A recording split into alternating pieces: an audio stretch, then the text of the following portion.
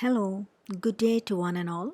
This is Miss A. Krishna Sundar, Assistant Professor, Department of English, KAHM Unity Women's College, Manjeri.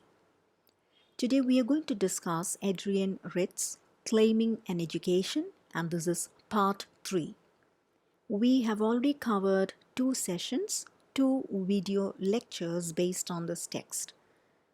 Lecture 1 was based on the discussion of paragraphs 1 to 6, and lecture 2, the second video lecture, was based on the discussion related to paragraph number 7 till paragraph 12. So here we are moving on to part 3, which includes the question answers, a discussion of these question answers, which is at the back of your text. So moving on to the exercises. So here we can see the first part is the objective session.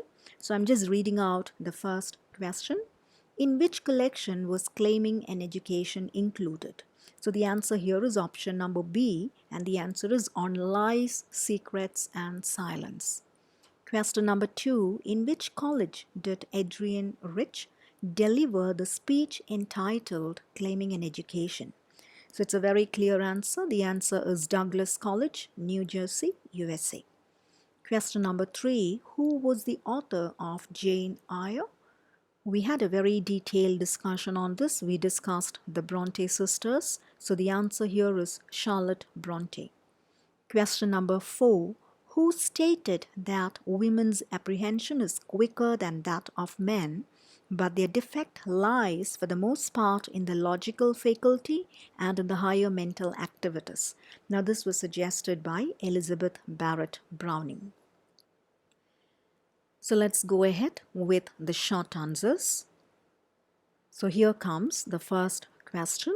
Now before we start with the discussion of these short answers, there is one humble request that I would like to give to all those students listening this piece.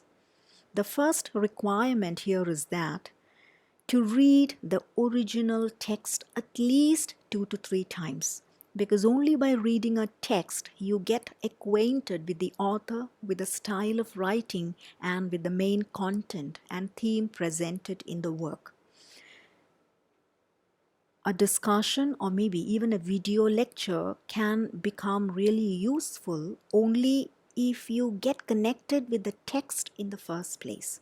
So I request each and every one to go through the text at least twice or thrice before listening to this video lecture, which is actually a discussion on the question answer session. So here comes question number 1. How did Rich plan to separate her remarks into 2 parts? Rich plans to separate her remarks into 2 parts with some thoughts on women students and with some thoughts on women teachers who teach these students. Question number 2. Mention one of the devastating weaknesses of the university learning according to Rich. Now, devastating means something that is destructive in nature. So one of the devastating weaknesses of university learning, in Rich's opinion, is the complete exclusion of women's experience in the curriculum.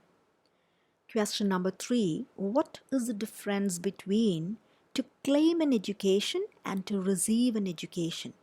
Now this actually forms the crux of the entire writing. This is a main theme or the main message that Rich wants to convey.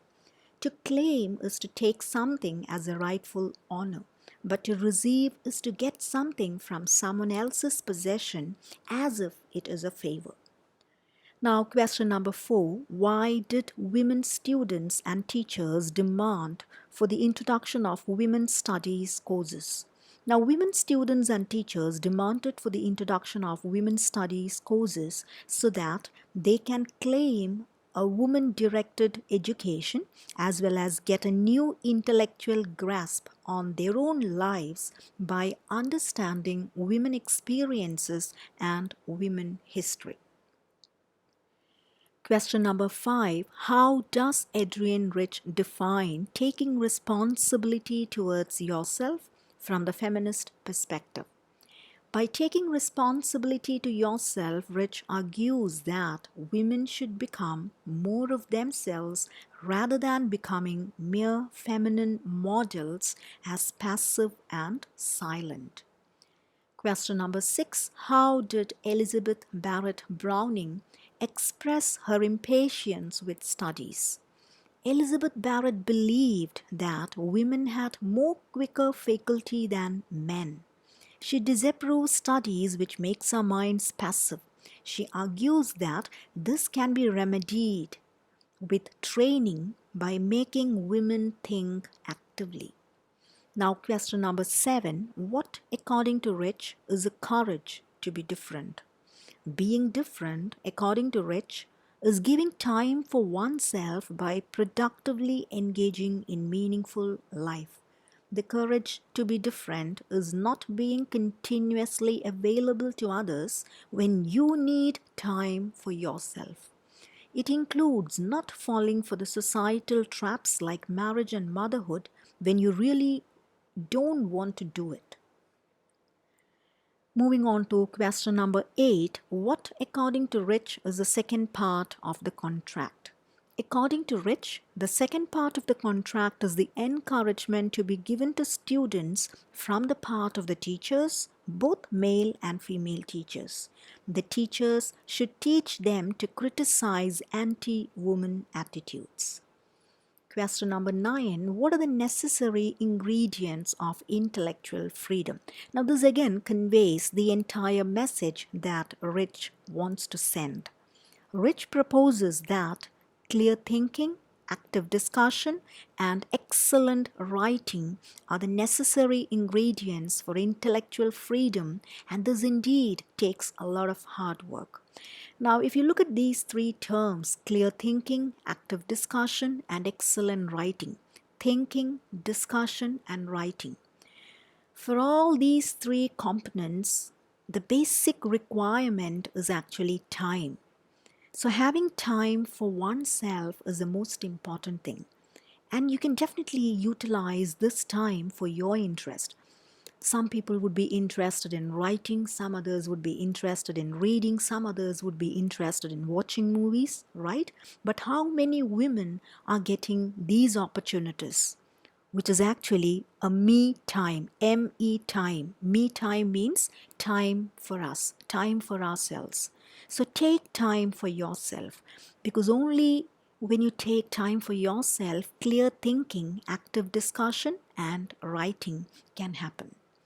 So now question number 10. What does Adrienne Rich mean by students' demand to be taken seriously?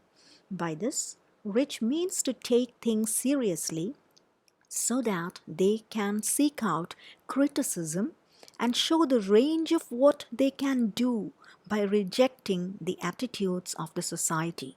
This indeed is a real struggle for education. So now we are moving on to the paragraph questions.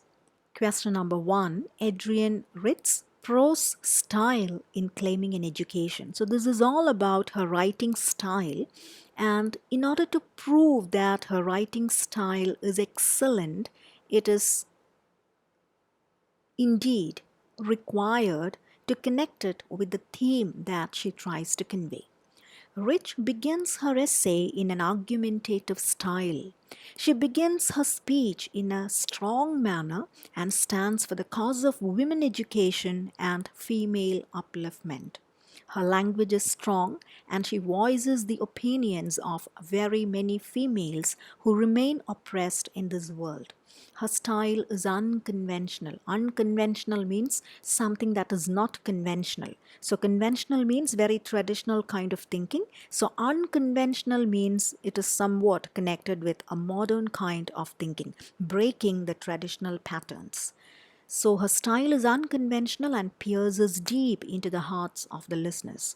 Her argumentative style reflects the need for a change in the society, a deviation from the hitherto male-centered world. The potential of her language elaborates the theme she describes and signifies the necessity for a dynamic change. She concludes her speech in a persuasive way, Now, a persuasive speech is a speech which will actually trigger you to do something. Such a speech will make you place yourself into the action oriented part. So, her speech was very persuasive by exploring the different phases in the struggle for education. She enlightens women to be more responsible to themselves through her strong vocabulary. If you have read the text, you might have noticed the kind of words that she is employing. The speech is a lens to her ideas on women liberation and intellectual capacity. So I have marked it in black color, which will give you in one single glance the features of her writing. Very strong, unconventional, argumentative, persuasive, and a strong hold on vocabulary. So, moving on to the next question, the gendered bias in education, according to Adrienne Rich. One of the devastating weaknesses of university learning, in Rich's opinion, is a complete exclusion of women's experience in the curriculum. Women's experiences are never part of any university syllabus. Though there are lots of girls studying in colleges, their numbers are very low when it comes to the work part, like administration and higher jobs. Whatever you learn here, it is about men's history, men's experience, and men's relationships. We learn nothing about women's experiences. Above all, we learn only about white men's experiences. So, a kind of domination is coming here. Some male teachers still consider women students as not capable of anything and treat them only as sexual objects. Alexander versus Yale is a legal case brought by a group of university female students against the male professors for their sexual advancement towards them. These anti-woman attitudes are considered as a hindrance. Hindrance means a block to women's education, and they remain as a gender bias in the sphere of education. So gender bias means double standards in a society, different kind of ideas for males and females. Moving on to the third question, how does Rich elaborate the concept of responsibility to oneself? Now, responsibility to yourself means not allowing others to think for you. If you look around in our society, what we see is a woman is never allowed to take choices by herself. A woman's decision is never recognized in a society. And moreover, it is always another person who decides for a woman. And this has to change. This is what Rich is advocating. You have to decide for yourself. People around should be able to respect you as an individual, and your body should not be treated as an object. Like Jane Eyre in Charlotte Bronte's work, you should be able to cherish and treasure yourself as an individual. Being responsible to yourself means not falling into the traps of the society like marrying early, denying education, etc. You should be able to resist these societal forces. You should find courage to enforce your integrity and claim respect. Women are indeed having courage now and are changing. A life should be lived actively with your dreams in it rather than in a passive way with the dreams of others imposed on you. Now, moving on to the last question in this set, what should be the contract between the student and the faculty? Education should be an intellectual contract between the teacher and the student. Education should bring changes in the human being on a social level. So, if you remember, we discussed in the first video lecture how Rich considers the fact that tests or grades are not really important for an education, though most of the structural patterns in colleges and universities are bound by these grades and marks. Rich believes that there is something beyond these grades and marks that a student should achieve, and that is a real empowerment you get out of education. She starts with the first part of this contract. She says that education for women is still a debate, and many male teachers believe it to be a second rate job when they teach in women's colleges. This attitude has to be changed. Some male teachers still consider women students as not capable of anything and treat them only as sexual objects.